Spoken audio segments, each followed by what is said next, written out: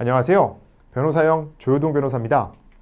인간은 평균적으로 15년에서 많게는 50년 이상 노동을 한다고 하는데요. 이렇게 긴 세월을 일해야 하는 이유는 너무나도 당연한 말이겠지만 먹고 살아야 하기 때문일 것입니다. 저 또한 변호사업이라는 노동을 하고 있는 것이겠고요.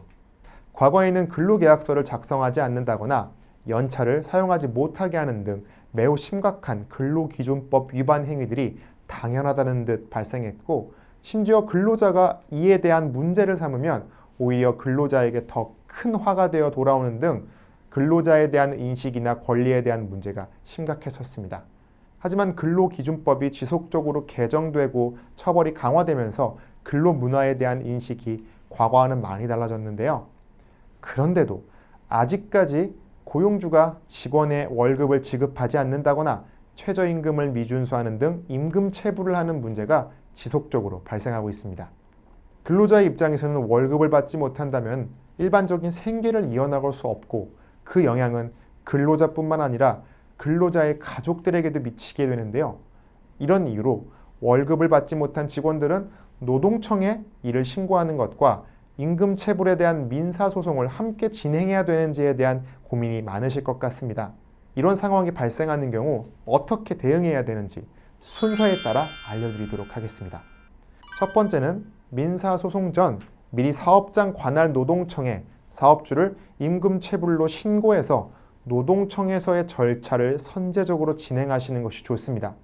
신고가 들어오면 노동청이 사업주를 소환하고 조사를 마친 뒤 임금 체불 사실 등이 모두 확인되었다면 체불 임금을 확정하는 문서를 작성해 주기도 하고 행정 처분을 추가로 내리기도 합니다.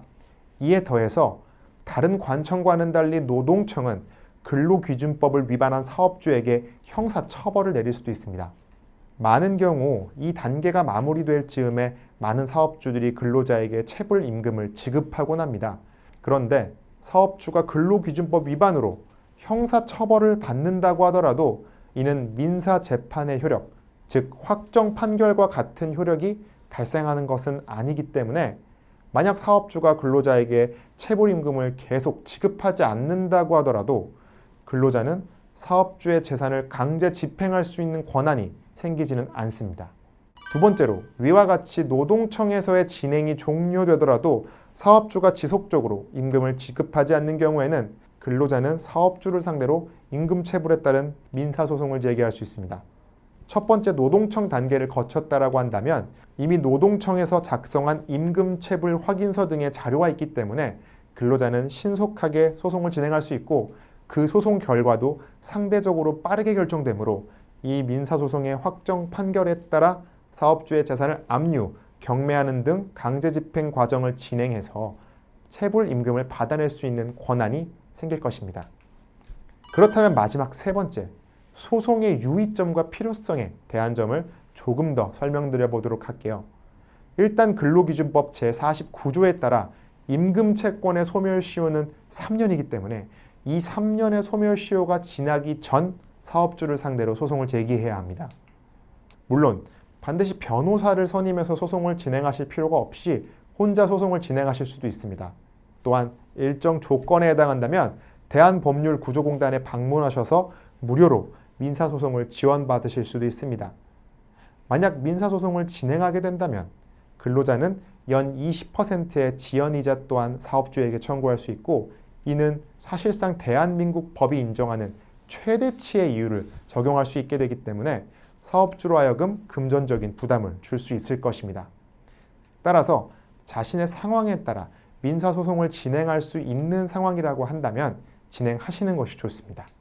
그리고 현실적인 예시까지 한번 들어볼까 하는데요. 임금을 받지 못한 사람이 10명이라고 가정하겠습니다. 그렇다면 그중 민사소송을 제기해서 확정 판결을 받아둔 근로자들은 소송을 제기하지 않은 근로자들보다 먼저 사업주의 재산으로부터 체불 임금을 받을 가능성, 즉 강제 집행을 함으로써 내 돈을 받을 수 있는 가능성이 높아질 수밖에 없을 것이기 때문에 이런 사실 또한 함께 알고 계시면 좋을 것 같습니다. 그런데 민사소송으로 승소가 확정되었다라고 하더라도 만약 사업주 명의의 재산이 하나도 없다면 민사소송의 승소에서 강제 집행 절차를 진행을 하더라도 처분할 만한 재산이 없다면 밀린 월급을 회수하지 못할 수도 있습니다. 따라서 가능하다면 소송 전 사업주 명의의 재산 여부를 파악해 두시고 보전 처분을 함께 해두시기를 강력하게 추천드리겠습니다. 임금체불은 근로자의 삶을 망가뜨리는 행위입니다. 임금체불 등의 사유로 도움이 필요하신 분들이 있다면 아래 연락처를 문의 주시면 친절하게 안내해 드리도록 하겠습니다.